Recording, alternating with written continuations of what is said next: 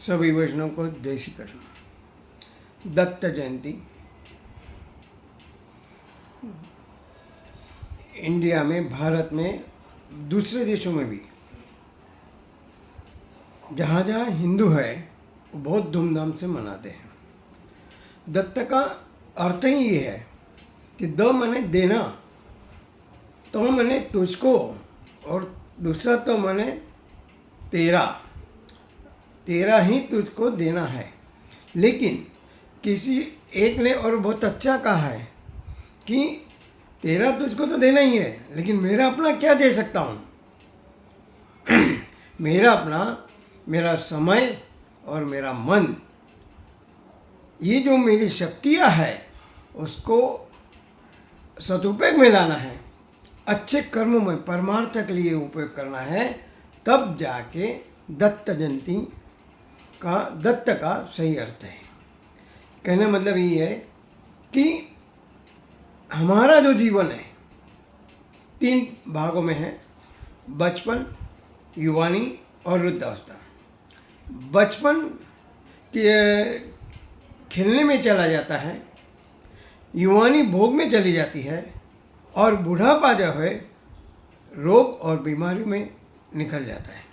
लेकिन किसी और ने बहुत अच्छा कहा है कि शैशव माने बचपन को खिलाएंगे, युवानी को मनाएंगे और वृद्धावस्था को सजाएंगे, ताकि जीवन को हम सुंदर बनाएंगे। जीवन को सुंदर बनाना है तो हमारे पास जो शक्तियाँ हैं उसका हमें परमार्थ के लिए यूज़ करना है, उपयोग में लाना है। दुर्योधन ने अपने लिए अपनी शक्ति का यूज़ किया, उपयोग किया, इसलिए उसका पतन हुआ। अर्जुन ने परमार्थ के लिए उपयोग किया, वो सद्गति को पाम गया। हम कहते हैं कि मुझे ये बनना था, वो बनना था,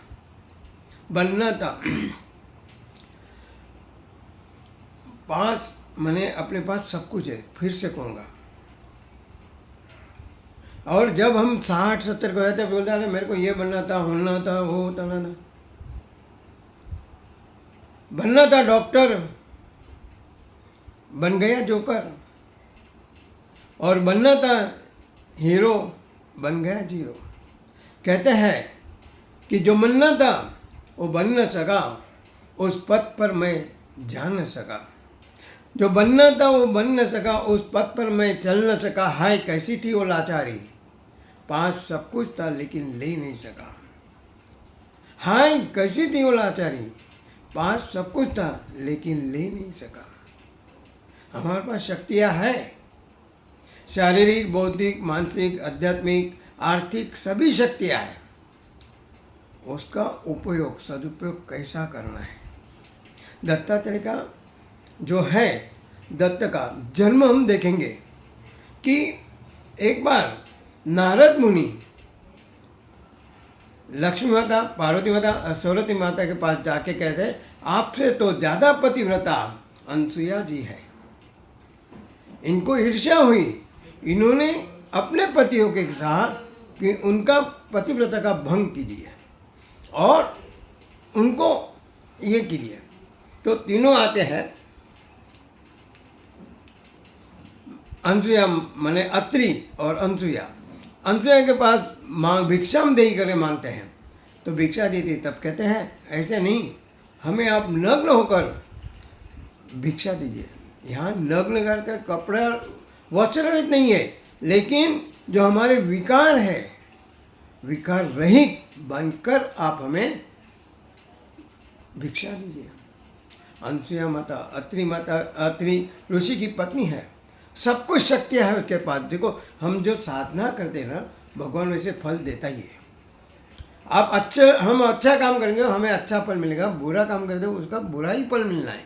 जो अच्छा किया था अनसुईया माता जी ने, तो उन्होंने अपने शक्ति द्वारा उन तीनों को बालक बना दिया और उनको अपने आश्रम में खेलने दिया। यहाँ पे नारद ने जाके कहा कि आपके पति तो वहाँ बालक बन गए, तो बोले ठीक है आप जाओ, आपको अपने पति वापस मिल जाएंगे।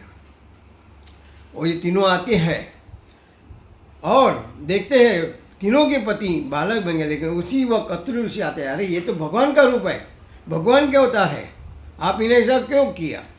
तभी उन्होंने फिर से जल छाटा तो अपने पूर्व रूप में आ गए, ब्रह्मा विष्णु और मैं।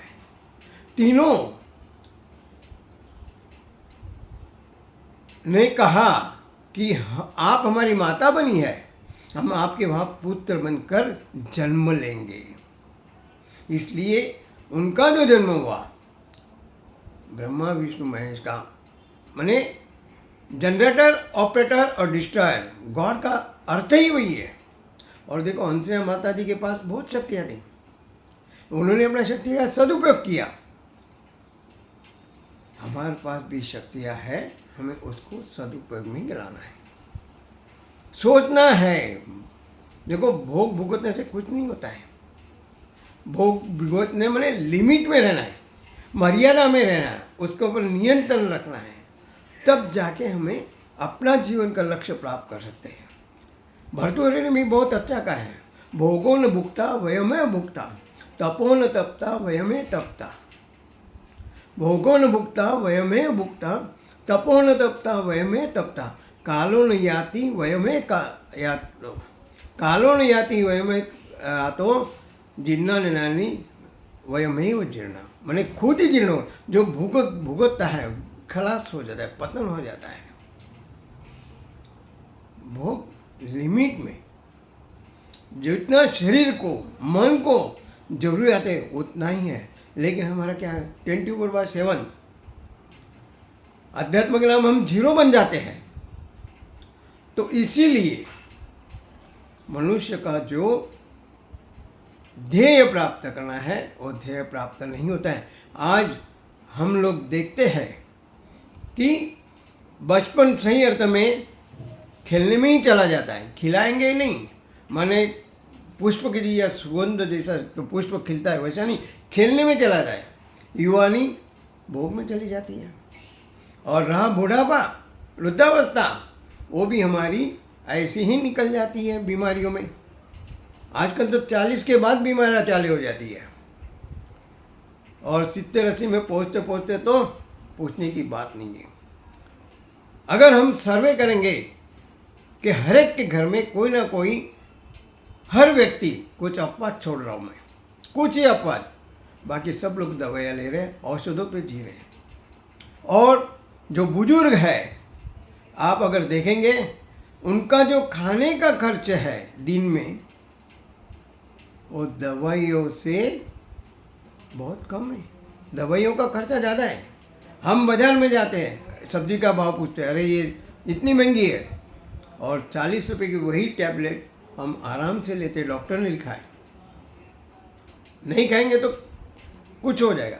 इसलिए दवाइयों पर, औषधि पर न जीती हुए अपने आप को नियंत्रित करना है, अपने आप स्वयं पर, भोगों पर, भोग फिर कहूँगा भोग भुगतना है, लेकिन उसकी मर्यादा रखेंगे, तभी हम अपने बचपन जो है हमारा तो गया, लेकिन हमारे आने वाले पीढ़ी का बचपन हम खिलाएंगे, युवानी को उनको सिखाएंगे, युवानी में मनाना है,